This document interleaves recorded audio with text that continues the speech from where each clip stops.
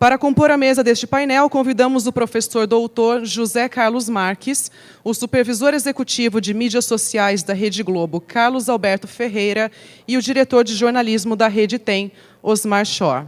Osmar Schor, 51 anos, é formado em jornalismo e pós-graduado em marketing. Foi chefe de reportagem da Rede Globo do Rio de Janeiro, depois gerente de jornalismo nas afiliadas Globo de Juiz de Fora, Cabo Frio e Bauru. Há 5 anos é diretor de jornalismo da Rede Tem, que abrange as cidades de Bauru, Rio Preto, Sorocaba e Itapetininga. Também é responsável pela área de conteúdo do portal G1 dessas 4 praças. Informamos a todos que o público poderá fazer perguntas ao final da palestra e convidamos o professor doutor José Carlos Marques para abrir o painel desta noite. Boa noite a todas as pessoas presentes. Quero agradecer muito a presença de vocês e fazer um agradecimento especial ao Carlos Alberto, ao Osmar Schor, representando aqui a Rede Globo, de participar dessa mesa, como já foi dito, intitulada Redes Sociais e Práticas Profissionais de Comunicação. A gente sabe que na academia existe um certo divórcio entre a prática de mercado, entre as empresas de comunicação e o universo acadêmico. Um divórcio, na verdade, que é bilateral. A academia parece ter uma certa resistência em aceitar algumas práticas de mercado, e o mercado, por sua vez, ignora ou prefere ignorar ou não reconhece as pesquisas acadêmicas que a gente desenvolve no nosso meio. Então, uma atividade como esta, eu acho que é um importantíssimo momento e espaço para que a gente possa ouvir, poder questionar, fazer debates. Então, eu estou muito animado com essa possibilidade, cujo tema desse painel tinha sido definido muito antes de acontecerem as últimas manifestações que tiveram as redes sociais como uma espécie de protagonista, né, essas últimas manifestações que a gente tem tido aqui no Brasil. Então, mais uma vez, agradeço a presença dos dois e passo a palavra... É você, Carlos Alberto? Ah, mudaram. Então, passo a palavra ao Osmar Schor para a sua apresentação.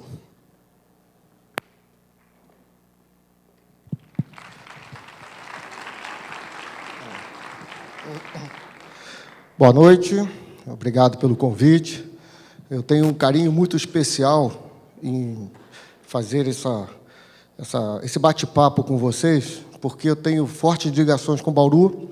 Como vocês ouviram no meu currículo, eu trabalhei aqui 8 anos na afiliada Globo, né, que era TV Modelo, depois passou para a TV Tem, e eu, em 2008, fui para Sorocaba, porque eu assumi a direção da rede e fica baseada em Sorocaba. Mas eu venho sempre a Bauru, por conta também de trabalho, de fortes ligações, amigos.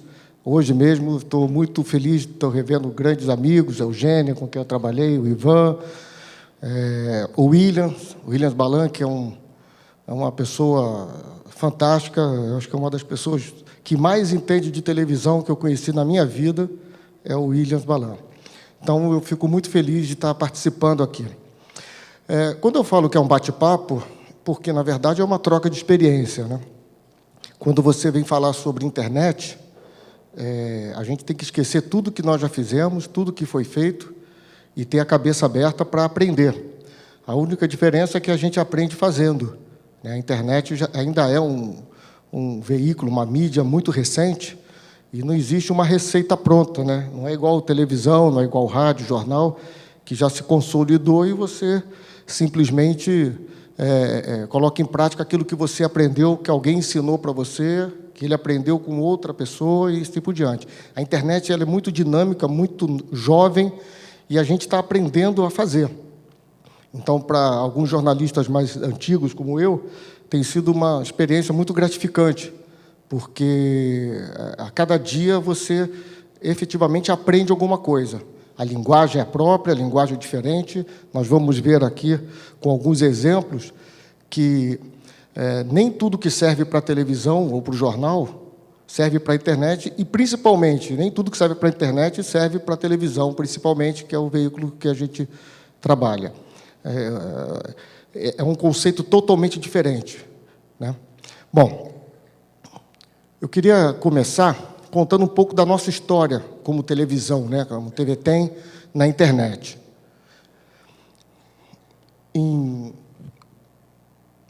Até 2003, nós tínhamos os portais das emissoras, como era o iModelo, aqui da TV Modelo, o Espalha, que é da TV Aliança, que hoje também é TVT, o iProgresso, de Rio Preto.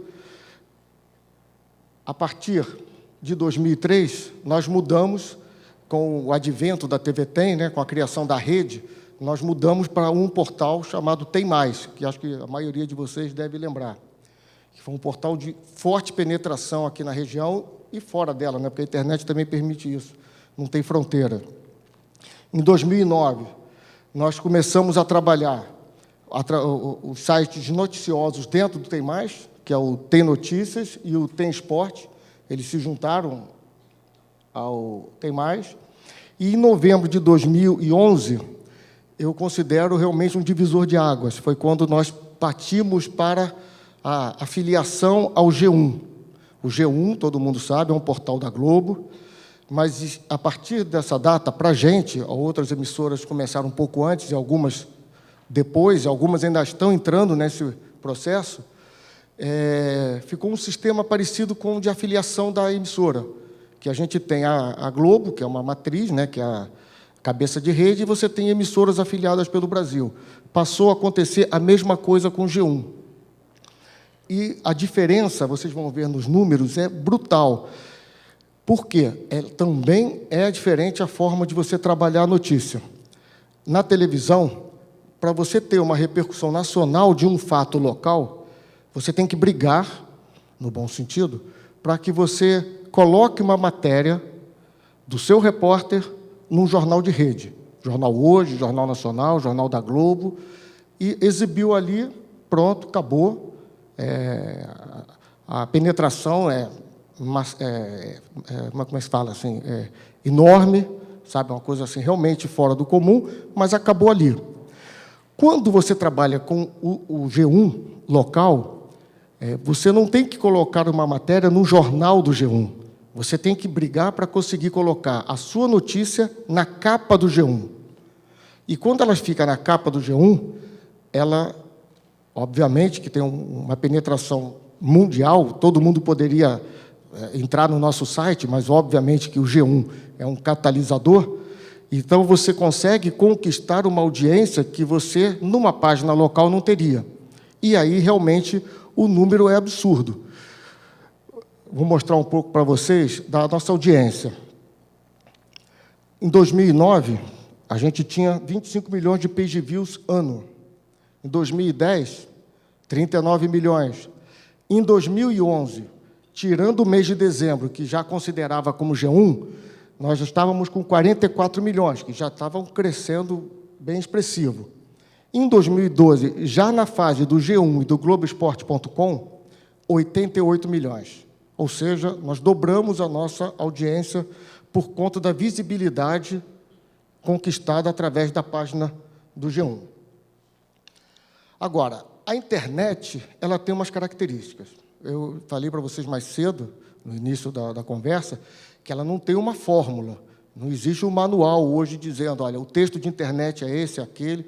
Nós estamos fazendo, aprendendo, na base da tentativa e erro, e chegando a um consenso do que seria uma linguagem mais adequada. Mas ela tem umas características que você tem que se preocupar quando for trabalhar com esse veículo. O frescor. A notícia de internet, elas têm que estar sempre atual. Você pode continuar no assunto, mas você tem que sempre alterar a capa, a chamada, a posição de página. O internauta, ele é um ser extremamente exigente, porque ele tem o mundo nas mãos dele através do computador. Se você não oferecer para ele algo de qualidade, ele muda, e muito rápido. Então, uma das características bem marcantes é o frescor. As notícias que são importantes, elas têm que continuar na capa, mas você tem que atualizar, mudar um pouco a frase, mudar de posição. O internauta tem que perceber que você não esqueceu aquela notícia ali, que ela virou à noite na mesma posição e com as mesmas palavras. A internet, ela possibilita a interatividade. Mais do que qualquer outro veículo, ela é muito mais fácil de interagir com o seu público e o público com o veículo. É muito mais fácil. Agilidade é uma outra característica muito forte e muito positiva da internet. Você se permite hoje colocar uma notícia que ainda não está totalmente, devidamente checada, coisa que em televisão é praticamente impossível, ou no jornal, etc. Você pode colocar uma frase e depois você vai completando, você vai atualizando, mantendo o frescor que eu falei, e você consegue informar logo, né? Se caiu um prédio de 20 andares, você coloca uma frase, ó, caiu um prédio em São Paulo. Pronto, você já deu a notícia. Agora, depois você vai dizer qual é o bairro, você vai completar, você vai ampliar essa cobertura. Mas o internauta tem que perceber que o teu portal tem agilidade. O efeito viral é uma coisa que eu considero positiva e negativa. Acho que qualquer um de vocês já percebeu isso, né? Qualquer notícia toma uma proporção absurda, com uma agilidade, com uma velocidade que ninguém imaginava, e uma mentira dita muitas vezes vira verdade. Então, o efeito viral, ele tem um lado positivo, que dissemina muito mais rapidamente uma informação boa, mas ele tem um lado negativo de destruir uma reputação. Alguém que tem uma informação colocada de forma leviana, de forma errada, esse efeito viral acaba com a imagem dessa pessoa. Produto direcionado, por que eu falo isso? O internauta, ele quer sentir que você trabalha para ele. Eu estou falando da parte de notícia, obviamente, não estou falando de rede social. O internauta, ele, como eu falei antes, ele é um ser exigente ao extremo. Então, se ele perceber que você colocou uma notícia duplicada de uma nota de televisão, ele abandona você. Ele sabe distinguir o texto de televisão de um texto de internet. Ele nem sabe como é o texto de internet, mas ele percebe que não é feito para ele. Então, nós temos um cuidado muito grande, na TV Tem, de ter equipes separadas. Eu sei que vários veículos de imprensa, nós tivemos na CIP, até tem um estudante que está presente, que encontrou comigo na CIP, naquela conferência interamericana, e teve uma experiência de uma TV, se não me engano, da Colômbia, que eles criaram um birô de notícia. Quer dizer, a notícia é apurada e fica num servidor e cada um pega. Ele tem jornal, tem rádio, tem televisão e internet. Na minha visão, isso não funciona. Isso é bom para economizar, para cortar custo, para ter otimização. Mas, para a qualidade, isso não funciona. Porque o internauta, ele sabe quando um texto não foi feito para ele. E ele é muito fiel quando ele quer ser fiel. Agora, se ele não gostar, ele abandona você rapidamente. Obsolescência, talvez de todos os veículos, a que mais envelhece uma notícia hoje é a internet. Por isso, aquela minha fala anterior, a notícia continua valendo, mas você tem que estar atualizando o tempo todo, né? A gente sabe que hoje a internet dá notícia no meio da noite que o jornal impresso não traz, porque a coisa aconteceu já depois do fechamento, que é uma das dificuldades que o jornal impresso está encontrando. Por isso que hoje todo jornal impresso tem um site muito forte, porque está se estudando como vai ser essa migração, que vai acontecer. Mas como vai ser, ainda não se sabe. O fato é que, na internet, a notícia entra com uma velocidade muito grande e ela acaba também com uma velocidade muito grande. Se você não estiver atualizando, ela realmente perdeu o interesse. A continuidade, né? A internet te permite você, dentro ainda do frescor, essa continuidade de notícia. Então, eu vou mostrar alguns assuntos aqui. Eu esqueci de falar, mas o nosso Jarbas, que está ali sentado, ele é o nosso editor-chefe do portal, e a gente conversa muito sobre isso lá na TV Tem. Algumas notícias duram mais de uma semana. Você tem que buscar novidade. E como é que você sabe quando essa continuidade ela é necessária. Diferentemente da TV, em que a gente faz um telejornal imaginando o que o telespectador está querendo, na internet você tem o retorno imediato se a notícia está sendo consumida ou não. Nós temos um acompanhamento de todas as nossas páginas. A gente sabe qual notícia está sendo acessada, quantas pessoas estão naquela página, naquele momento, e o tempo médio de cada um. Então, o Jarbas, a preocupação dele, como editor-chefe, é exatamente ter esse termômetro. Olha, eu pensei em botar essa notícia por 2 horas, mas a procura está tão grande que eu vou ter que suitar, que acho que todo mundo sabe o que significa. Suitar é dar continuidade, né? É jargão de televisão. Então, ali você tem um resultado imediato da tua audiência. Você tem uma notícia que você imagina que vai bombar e simplesmente não acontece. Então, não adianta insistir. Você não precisa usar um feeling que você usa na televisão, por exemplo, no rádio, para saber se a notícia que você vai divulgar tem interesse ou não. A internet também ela é cruel por isso, porque você é gongado na hora, você sabe exatamente se aquela matéria vai ter ou não interesse. E a questão que eu considero fundamental e que pouco se discute é a questão da precisão versus o erro. Da mesma forma que eu falei da agilidade de colocar uma frase, você pode colocar uma frase com uma informação errada. Uma informação incompleta é aquela que você não colocou tudo que precisava ou que você poderia fazer. Agora, informação errada, ela entra no efeito viral. Na verdade, todos esses itens, eles meio que têm uma correlação. Então, a internet hoje, ela é um veículo muito perigoso. É altamente democrático, acho que ninguém duvida disso, não só para consumir como para fazer. Você cria um blog e você começa a colocar notícia. Você pode ser um dentista, um médico, uma dona de casa, você não precisa ser um jornalista.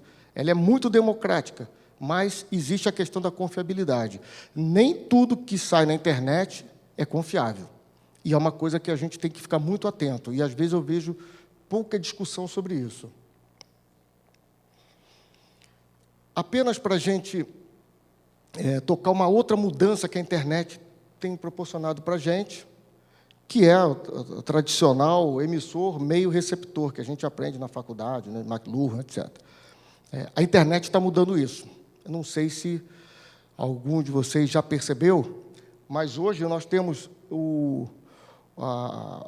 vamos dizer assim, o gerador de notícia, ele pode ser, ao mesmo tempo, o emissor da notícia. Eu vou dar um exemplo.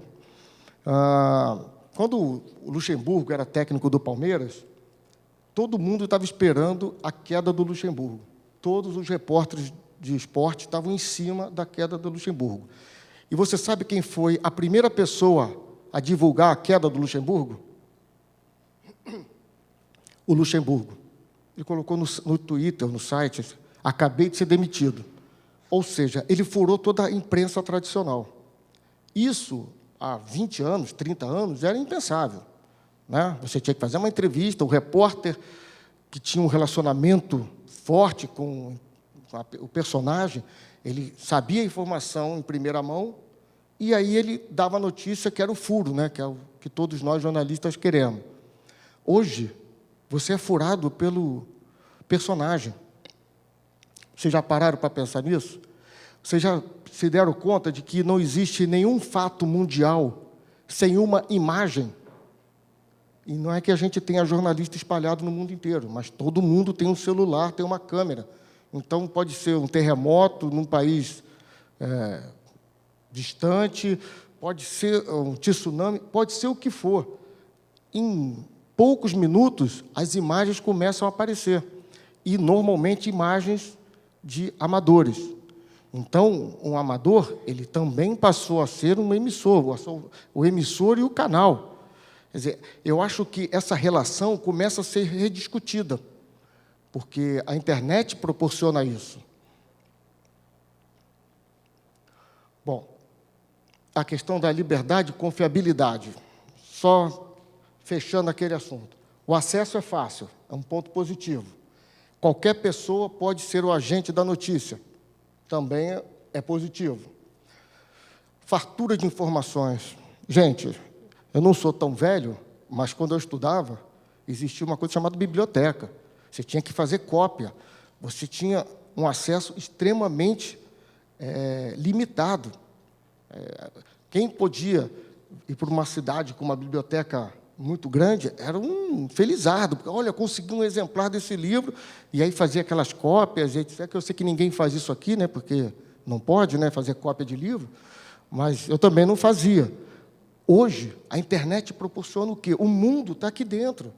Você tem câmeras em museus, você tem acervos que estão à sua disposição para download, ou seja, nunca se teve tanta informação disponível. É uma coisa, antigamente, a nossa dificuldade, quando eu comecei a carreira, era você ter as notícias que vinham pelo teletexto, naquele teletipo. Era uma dificuldade você ter acesso à notícia internacional. Hoje, a nossa dificuldade é saber o que nós vamos consumir de notícia, diante de tanta fartura. A interatividade, a agilidade, o efeito viral que eu falei são positivos. Agora, começa o lado perigoso da internet. Propagação de boatos, mentiras. O mesmo viral positivo pode ser um viral negativo. A invasão de privacidade. Nunca se teve tanta invasão de privacidade. São fotos que você deixa no celular, aí leva para consertar o aparelho, alguém baixa, leva, enfim. Hoje em dia, ninguém mais pode dizer que está seguro, seja de imagem e de informação. Não sei se cada um de vocês já teve essa experiência, eu até aconselho. Vai no Google e bota o seu nome no Google e dá um Enter. Com certeza, a maioria já tem alguma informação, seja participante de um congresso, mas está lá, fulano de tal participou do congresso, e etc., etc. Quem ainda não fez, eu sugiro que faça, porque existem informações a seu respeito que nem você lembrava ou imagina, mas está à disposição na rede. E o que também está sendo discutido com muita intensidade, o diz respeito ao copyright. Foi outro tema que foi muito discutido na CIP, do ano passado, esse ano passado, né? Que é, hoje em dia, o direito de propriedade da informação, da intelectual, ninguém respeita. Então, o Google é maravilhoso, não resta dúvida. Agora, aquilo ali, para quem é um jornalista que faz um trabalho e publica esse trabalho, aquilo ali é um desrespeito ao copyright. Então, está se buscando regras para que se não acabe com essa busca ou com a informação duplicada, mas que tenha algum critério e pagamento por isso. Porque vai chegar uma hora que essa revolução da internet ela vai começar a gerar mais ônus do que bônus. Uma das coisas que foi muito discutida foi a questão da saúde financeira das empresas de informação.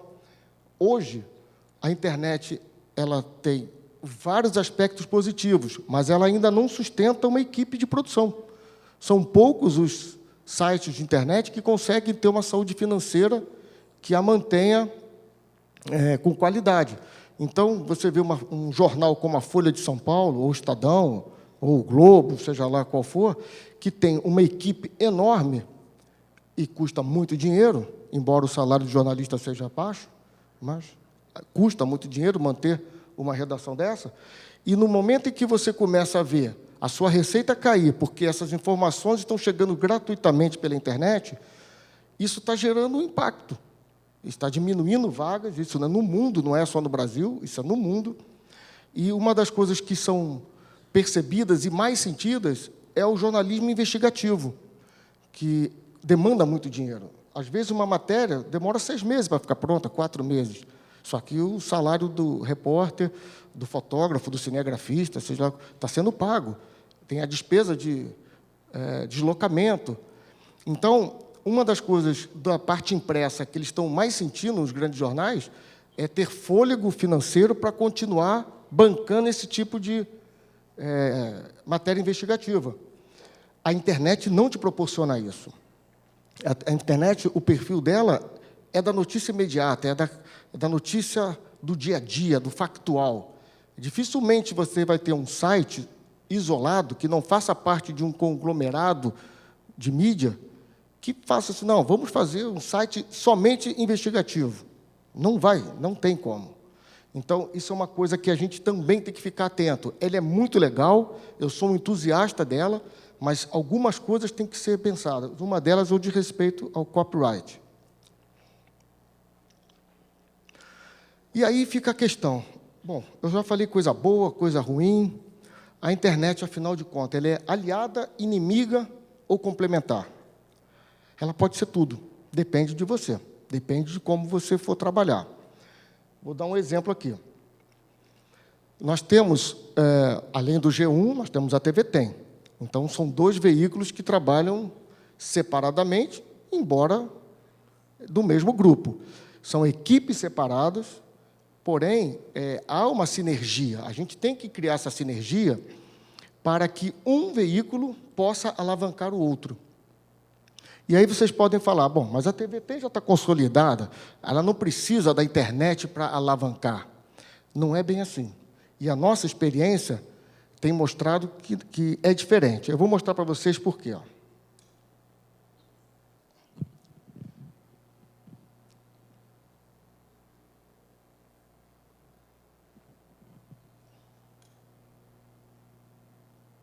Olá, bom dia para você ligado aqui no G1. Daqui a pouquinho no Tem Notícias, as últimas informações sobre o serviço do transporte coletivo em Bauru e ainda a reclamação de moradores de Santa Cruz do Rio Pardo. As calçadas estão cheias de entulhos e os moradores não conseguem nem caminhar por elas. A gente se vê depois de encontro com Fátima Bernardes. Eu te espero. Até já.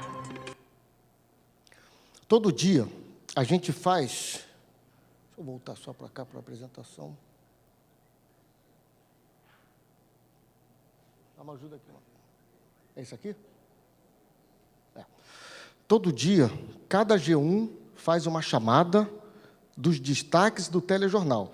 Tem uma chamada dessa na televisão, mas essa chamada, ela é do portal. Vocês ouviram? Olá, você ligado no G1, ou então, olá, internauta. Por quê? Lembra que eu falei lá atrás? O produto tem que ser dedicado. Não é uma coisa que você pegou da televisão e colocou na internet. Ele não gosta disso. Ele quer que você trabalhe para ele. Então, está ali. Olá, amigos do G1, você ligado no G1, etc. E uma coisa que nós percebemos é que, no horário que entra essa chamada, mais ou menos 10 horas da manhã, dá um pico de audiência, no G1. Ou seja, a televisão despertando o interesse do G1 e o G1 também trazendo audiência para a TV, porque nem todo mundo que estava naquela página, naquele momento, de repente vai assistir ao telejornal. Não sei. Mas, se tiver um assunto interessante, talvez ele mude de opinião e vá assistir. E tem um pico de audiência, é impressionante, cresce mesmo. Então, um trabalhando para o outro. Nesse caso, ela é aliada, ela não é inimiga. Agora, se você não souber trabalhar, se você não tiver essa sinergia, para alguns pode ser realmente uma inimiga, ela pode atrapalhar.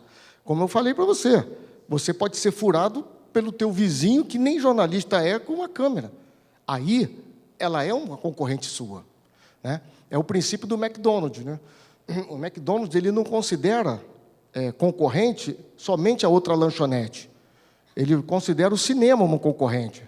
Ué, mas cinema... se você for ao cinema, em vez de ir lá comer lanche, ele foi teu concorrente, ele tirou você da loja. Então, hoje, nós temos concorrente em todos os lugares.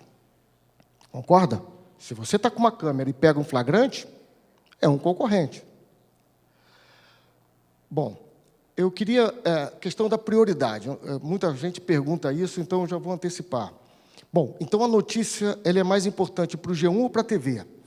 A notícia da TV só vai para o G1 depois que entra na TV? Não. A prioridade, a gente costuma dizer que é sempre do primeiro jornal, do primeiro veículo. Então, se acontecer um factual, o primeiro veículo que vai dar é o G1. E alavancando para a TV. Olha, cobertura completa você vai ver daqui a pouco tal, e depois a cobertura da TV vai para o G1, é a sinergia. Mas o primeiro a dar é o G1. A gente não pode guardar notícia, porque a gente não pode esquecer que tem a concorrência, que também tem um site. Você tem o UOL, você tem o Terra, você tem até sites menores, mas, enfim, é só concorrente. Então, a questão hoje é a seguinte: nós não temos uma audiência da TV e não temos uma audiência do portal. Nós temos uma audiência que nos consome através da mídia que ela escolher. Não me importa se ela viu só no G1 e não viu na televisão, mas se ela só viu pela internet, ela tem que ver no G1. Ela tem que ser consumidora do meu produto, entendeu? Esse é o nosso conceito. Então, guardar uma notícia para a televisão acontece em algumas situações. A gente tem uma matéria que é exclusiva, nenhum concorrente vai dar. Ok, vamos dar no nosso telejornal da noite, que é o principal. Ah, então o G1 não fica de fora? Não, o G1 pode pegar um trecho que não é comprometedor e colocar, inclusive, alavancando para a audiência da televisão. É a sinergia. Cabeça tem que pensar o tempo todo. E se antes a gente trabalhava, a gente falava que era jornalista o dia inteiro, agora nós somos jornalistas 24 horas, porque realmente a internet não tem horário. Então, não existe a questão da prioridade da TV ou da internet. A prioridade é a notícia ser consumida. A mídia, o internauta que escolhe, mas que seja com a gente. E eu vou entrar agora numa parte que é... Estou extrapolando? Não, né? 10 minutos? O Ivan, que é um publicitário, falou que em 10 minutos ele conta a vida de uma pessoa toda, né, Ivan? Se deixar 15 minutos, ele ainda casa com a pessoa. Bom, vou mostrar o que é notícia para a internet. Por que notícia para a internet? Notícia é notícia, ok? Notícia é notícia, é a nossa matéria-prima. Mas tem notícias que não têm o menor interesse para a televisão e bomba na internet. E o vice-versa. Agora, você tem que entender que a internet é um veículo diferente e que o consumidor de internet é diferente e, às vezes, você se surpreende com a audiência de uma notícia. Vou mostrar para vocês alguns campeões de audiência do G1. Alex Alves, aquele jogador que morreu, ele teve, só nessa URL, veja bem, só na primeira notícia, ok? Eu não estou considerando a suíte, não estou considerando a continuação, estou considerando a primeira notícia, que é essa URL que está aqui. Teve 1.297.000 acessos. Vocês têm ideia do que é isso? Nós demos na televisão. Obviamente que não teve tanto impacto como o da internet. Agora, 1 milhão, esse é o nosso recordista, né, Jarbas? É o número 1 quando se fala de uma notícia. Não estou somando toda a cobertura do caso. Eu tenho aqui o site, mas acho que eu nem vou entrar, porque senão vai demorar muito. Se alguém quiser ver depois, eu mostro. A segunda, uma jovem que teve um acidente de carro na região de Rio Preto e foi dada até como morta, desaparecida, e ela ficou alguns dias, 2 dias, 3 dias, né? Uns 3 dias, né, Jana? Ficou lá jogada na beira do rio. Ela só não morreu porque ela estava com metade do corpo dentro do rio, metade fora, e ela conseguia beber água. E a primeira notícia, volta a frisar, não é o acumulado do caso, só a primeira. 1.270.000 acessos. Quando isso acontece, que deu capa no G1, a nossa audiência mensal explode. Por isso que a gente não pode dizer, todo mês nós temos uma média de tantos acessos. Não, não temos. A gente pode dizer assim, todo mês nós temos um mínimo garantido de 5, 6 milhões de page views. Agora, não dá para garantir que vai ser isso, porque uma notícia dessa joga para 8 milhões, 9 milhões, já chegamos a ter 10 milhões num único mês, por conta dessas notícias.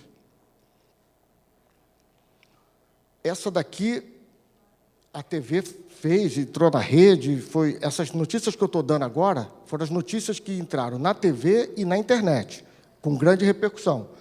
Não sei se vocês acompanharam, foi ano passado, o ator que interpretava Judas na... Como é que chama? Paixão de Cristo, lá em Itararé. ele teve um acidente, e na hora que ele foi fazer a cena que ele era enforcado, ele morreu. E ele começou a se debater e todo mundo aplaudindo, de verdade, achando que era um tremendo de um ator. E aí começaram a perceber que tinha algo errado. Quando foram ver, ele estava morto, ele estava agonizando realmente. Então, isso foi um drama que, não só na televisão, teve uma repercussão nacional, mas na internet bombou. Sendo que aqui é a primeira. Se for fazer o acumulado, porque ele ficou internado, aí ficou aquele drama para ver se... Na verdade, ele não morreu na hora, ele ficou internado e ele morreu uns dias depois. Então, se for somar, é uma coisa absurda. E aí tem as curiosidades, que são aquelas notícias que podem ou não entrar na televisão. Essa do Mendigo Gato não entrou. Com a gente, nós não demos, entrou no Fantástico, porque é o tipo de matéria que tinha a ver com o Fantástico, não com o nosso noticiário. Mas a cobertura... Vocês sabem o que é o Mendigo Gato? Vocês acompanharam, né? Por que deu essa repercussão toda? Porque ele saiu de Curitiba e ele foi ser atendido numa clínica na região de Sorocaba. Então, a gente começou a acompanhar o caso, recebe a visita da mãe, né? Teve várias situações, foi fazer uma visita, foi o primeiro passeio dele, e a gente colocava na internet. A televisão não deu nada. O somatório da cobertura, 3,6 milhões. Quer dizer, uma marca também esplendorosa. Uma outra que teve um acesso muito grande, foi aqui da região, acho que foi em Lins, né? Um prefeito que foi divulgado por uma associação, que era o único prefeito assumidamente homossexual. Ele se candidatou com a bandeira da homossexualidade. Quando essa matéria foi ao ar, 714 mil acessos logo de cara. Nós não demos na TV, porque não é um assunto para a TV. Não é que a gente seja contra ou a favor, homossexualidade, minoria, não é isso. É que não é um assunto para a TV. A TV não explora. Quando dá, é num programa tipo Fantástico, é uma coisa mais leve, um programa... a matéria em si, ela pede um tratamento diferente. Mas na internet não existe isso. E tem o bizarro, que eu nem quis botar muito bizarro, não, porque tem umas coisas que são muito pesadas. Essa não entra de jeito nenhum na televisão. E, por incrível que pareça, na internet bomba. Isso aqui, um velório interrompido porque acharam que a morta estava viva, né? Deve ser da novela lá da Saramandaia. 800 mil acessos. Para a gente, da televisão, isso não tinha o menor interesse. Esse aqui foi... Acho que até a gente deu uma nota na TV disso aí, mas sem menor repercussão. O ladrão pegou um dinheiro lá, achou que era pouco, foi lá e pediu desculpa, devolveu. Isso na internet, bomba. A gente já tem um certo feeling que a gente, assim, essa notícia vai bombar na internet. Quando tem um flagrante, como teve aquele do acidente do caminhão agora, lá na Anhanguera, que não conseguiu frear, atropelou, aquilo ali você põe na internet, quando o internauta vê que tem o vídeo, aquilo vai bombar o dia inteiro, porque aquilo não tem frescor, né? É a imagem. Eu queria falar um pouco, para fechar, vender um pouco o nosso peixe, em relação aos talentos que passam pela TV Tem. Talvez vocês não saibam, mas muitos repórteres hoje que estão na TV Globo saíram desse banco aqui, ó, da Unesp de Bauru. Muitos. Eu vou mostrar para vocês. Sabem quem é isso aí? Edgar. Foi estudante daqui, foi nosso estagiário, foi contratado, virou repórter e foi para o Sport TV, voltou agora ao Brasil, depois de uma temporada de 2 anos como correspondente da China. Saiu daqui, da Unesp. O Felipe Brizola foi estagiário nosso aqui também, se formou, participou daquele Passaporte Sport TV, na época da Copa da África do Sul. Ele ficou cobrindo aqui os países da América do Sul e hoje segue carreira brilhante, também saiu daqui. Esse rapaz não é da Globo, mas é o nosso apresentador hoje em Sorocaba. Foi estagiário em Rio Preto. Natália Ariede, acho que vocês conhecem. Pelo menos os homens devem conhecer, né? Porque tem um rosto de princesa. Foi nosso estagiário aqui, também, estudante da Unesp. Começou a carreira de repórter com a gente. foi emprestada para fazer uma semana de TV Globo, que a gente costuma fazer esse intercâmbio, não voltou mais. Ficou uma semana lá, foi renovando e foi contratada. O Jean é um apresentador, foi daqui de Bauru também, estudou aqui, alguns professores devem lembrar dele. Hoje é o nosso apresentador de Rio Preto, é o âncora. Alguns não foram estagiários nossos, mas passaram pela TV Tem. O Ivan Moré, que hoje apresenta o Esporte Espetacular, Fábio Turci, primeira emissora que o Fábio Turci colocou o rosto na televisão foi em Bauru. Ele era produtor, depois passou a ser apresentador do Primeira Edição, não sei se vocês lembram, hoje está na Globo.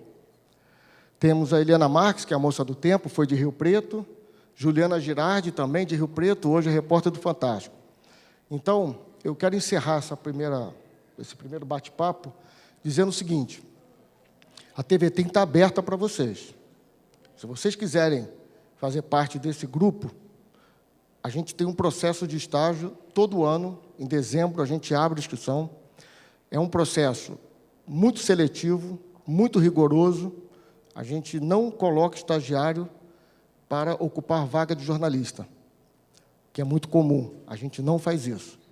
O estagiário ele é tratado como estagiário. Ele está lá para aprender, ele trabalha também, mas ele, se não for aproveitado por nós, o que hoje é uma raridade, porque a gente tenta aproveitar todos que têm essa qualidade, pelo menos, quando ele sai, ele já sai pronto para o mercado. Então, se vocês estiverem interessados em fazer parte do time, obviamente não tem lugar para todos, mas o processo seletivo é muito democrático e os melhores vão ser contratados. Está o meu e-mail, se alguém quiser depois entrar em contato comigo, ok? Espero ter esclarecido essa questão de internet. Muito obrigado pela atenção.